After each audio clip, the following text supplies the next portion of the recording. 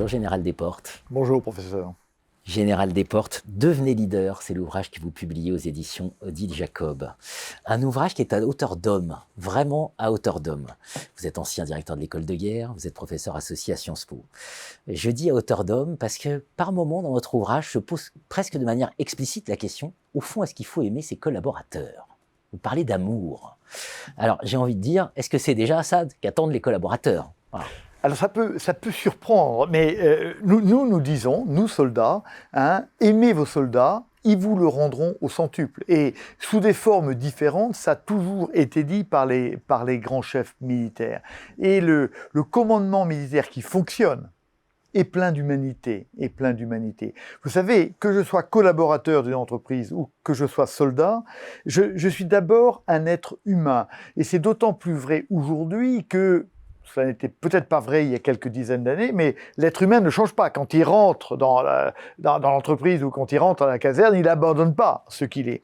Et le collaborateur est d'abord un être humain. Et qu'attend l'être humain ? D'abord, il attend de la considération. C'est vieux comme le monde. Il attend de la considération. Et donc, je dois considérer l'autre comme un être humain. Je dois me préoccuper de ses préoccupations. Alors, c'est pas bisounours. C'est parce que si je ne le fais pas, de toute façon, ça ne marchera pas. Et donc, il ne peut pas y avoir de leadership ou de commandement déshumanisé. Alors, est-ce qu'au fond, on n'est pas tout simplement en train de parler du respect ? C'est-à-dire, est-ce que ce n'est pas ça qui est attendu ? Alors, si. J'ai compris que dans votre... voilà. Enfin, si. Non, vous avez raison, je crois. Non, mais je dis ça parce que moi, je le pense fortement parce que je suis soldat, si vous voulez. Je suis soldat et une des valeurs fondamentales du commandement militaire, c'est le respect de l'autre. Je te respecte. Oui, on va aller ensemble au feu, je suis ton chef et tu es mon collaborateur, mais on va y aller ensemble, on est dans la même mission. Et une des valeurs fondamentales du leadership militaire, c'est ce que j'appelle, moi, l'égalité en humanité.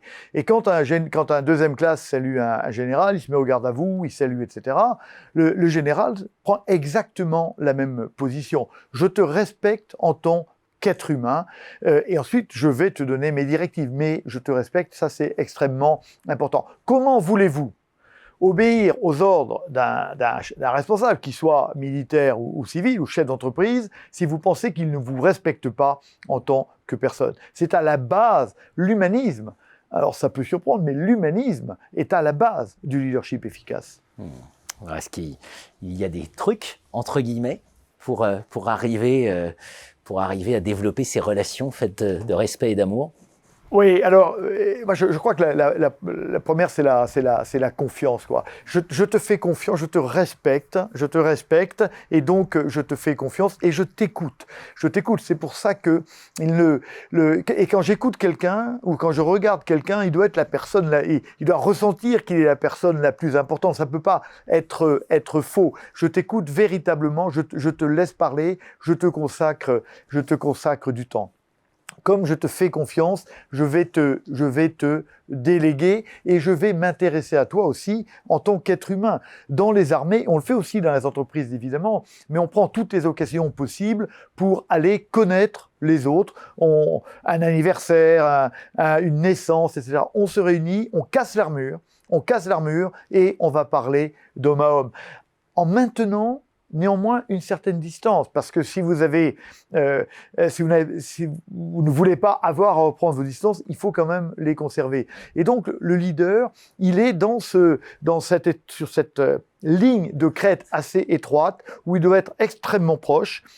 Et je répète pour les collaborateurs, aimez vos collaborateurs, faites en sorte qu'ils aient le sentiment que vous les aimez en tant qu'eux-mêmes et pas uniquement en tant que collaborateurs, et vous obtiendrez des engagements incroyables. Donc je me mets à son niveau tout en restant. De Gaulle parle du prestige et de l'éloignement, qui sont les qualités aussi du leadership. Et donc, je dois régler cette espèce de dialectique entre la proximité et la distance. Les bons leaders savent le faire. Et puis peut-être une dernière clé, je crois que le leader doit s'attacher à faire grandir. Et je crois que c'est un des rôles fondamentaux, faire grandir. Alors, et parce que ça va donner de l'attachement. L'expérience des militaires, c'est qu'on va demander beaucoup, on va exiger, mais à la fin, le collaborateur dont on aura exigé beaucoup, mais de manière raisonnable également, va se sentir grandi.